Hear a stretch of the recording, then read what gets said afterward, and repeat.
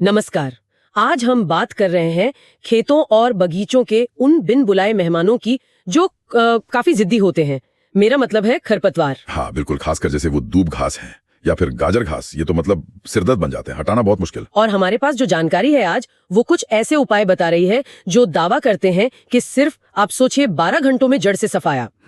तो चलिए देखते हैं इस जानकारी में क्या है खास। हाँ, और ये स्रोत जो है ये सिर्फ वो पुराने तरीकों की बात नहीं करता, इसमें शक्तिशाली केमिकल वाले समाधानों पर भी काफी जोर है। अच्छा। और एक दिलचस्प बात यह भी है कि इसमें बताया गया है कि कैसे कुछ लोग मतलब रिसर्च के लिए इन खरपतवारों को बाकायदा उगाते भी हैं। सच में उगाते हैं? हाँ, समझने के लिए कि ये कितनी बड़ी चुनौतियां हैं। अरे वाह। तो स्रोत शुरू में ही जैसा आपने कहा असर पर जोर देता है। तस्वीरें हैं, सूखी हुई दूब घास, जड़ें तक खत्म दिख रही हैं उसमें जी। और बड़े पौधे भी मतलब मुरझाए हुए हैं। साफ है कि यहाँ नतीजों पर, रिजल्ट्स पर फोकस है। और वो उगाने वाली बात भी मेंशन्ड है कि रिसर्च के लिए दूब घास और धान के खेतों वाली कुछ खास खरपतवारें उगाई गई। इससे पता चलता है ये कितनी बड़ी समस्या है असल में। बिल्कुल। पारंपरिक तरीकों में स्रोत एक बात करता है, मिट्टी पलटने वाले हल से गहरी जुताई, डीप प्लॉविंग जिसे कहते हैं। हाँ, वो तो सुना है। ये कारगर तो है, जड़ें ऊपर आ जाती हैं, सूख जाती हैं, लेकिन स्रोत इसको बस एक सामान्य जानकारी की तरह बताता है। हाँ। मतलब जैसे ये तो पता ही है सबको। अच्छा, तो उनका मेन फोकस किस पर है फिर? उनका झुकाव साफ तौर पर केमिकल मतलब त्वरित समाधानों की तरफ ज्यादा लग रहा है। तो फिर सीधे केमिकल उपायों पर आते हैं। हाँ। और खास तौर पर एक नाम लिया गया है एक्सेल कंपनी की मीरा 71। हाँ, मीरा 71। इसमें 71% ग्लाइफोसेट होता है।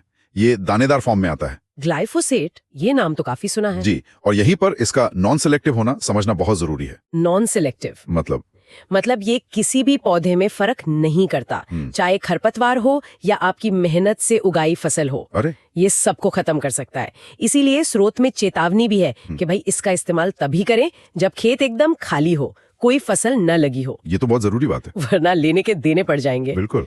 और तेज नतीजों के लिए मतलब 12 से 24 घंटे में असर दिखे, इसके लिए स्रोत एक खास नुस्खा भी बताता है। हाँ, वो एक तरह का जुगाड़ कह सकते हैं। पहला कदम तो ये है कि खेत में नमी जरूर हो, मतलब छिड़काव से पहले पानी देना है। सही कहा। नमी होगी तभी दवा पौधे के अंदर जा पाएगी अच्छे से। फिर 15 लीटर पानी की टंकी लेनी है। हाँ। और उसमें 100 ग्राम मीरा 71, ठीक है, 100 ग्राम सादा नमक जो हम खाते हैं, नमक, खाने वाला नमक। हाँ, और साथ में 50 ग्राम वॉशिंग पाउडर। वॉशिंग पाउडर भी? ये तो बड़ा अनोखा कॉम्बिनेशन है ना? स्रोत दावा करता है कि इसे अच्छे से मिलाओ और छिड़काव कर दो।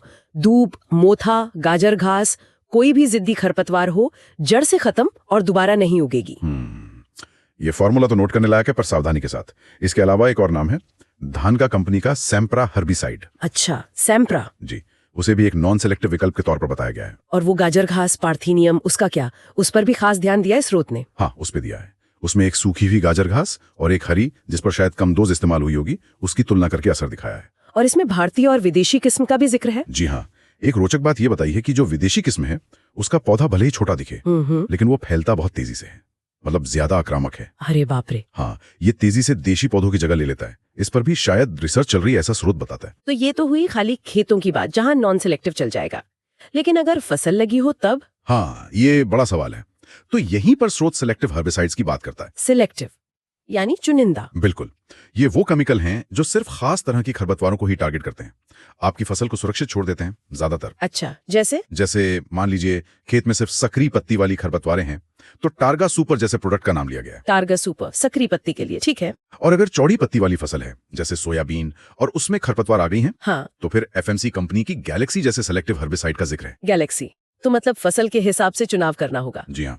और एक बात स्रोत बार बार दोहराता है, चाहे हर्बिसाइड सेलेक्टिव हो या नॉन सेलेक्टिव, क्या? असर के लिए खेत में नमी का होना बेहद जरूरी है, पर्याप्त नमी। हाँ, ये बात पहले भी आई थी, बिना नमी के दवा काम नहीं करेगी ठीक से। बिल्कुल नहीं। तो इस सारी बातचीत से जो खास बातें निकल कर आ रही हैं, पहली तो वो एक दिलचस्प मतलब जुगाड़ वाला केमिकल मिक्सचर है, मीरा 71, नमक और वॉशिंग पाउडर वाला। हाँ, जो तेज और असरदार नतीजों का दावा करता है। दूसरी, नॉन सिलेक्टिव और सिलेक्टिव हर्बिसाइड के बीच का जो फर्क है वो समझना बहुत ही ज्यादा महत्वपूर्ण है। जी, किसी भी किसान या बागवान के लिए एक आपकी फसल खत्म कर सकता है, दूसरा बचा सकता है। और तीसरी बात, चाहे कोई भी केमिकल हो, मिट्टी में नमी वो तो शर्त है। बिल्कुल। स्रोत का जो मुख्य संदेश है वो साफ तौर पर तेज शक्तिशाली केमिकल कंट्रोल पर है, खासकर ग्लाइफोसेट जैसे नॉन सेलेक्टिव एजेंट पर। पारंपरिक तरीकों को तो बस छू कर निकल गए। हाँ, बस जिक्र भर है। और यहीं पर हम एक सवाल छोड़ जाते हैं सुनने वालों के लिए।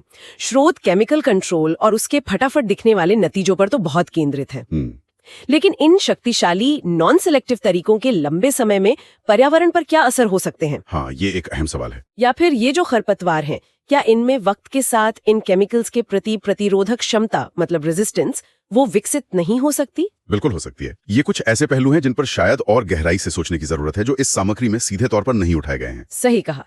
तो इन सवालों के साथ आज की बातचीत यहीं खत्म करते हैं।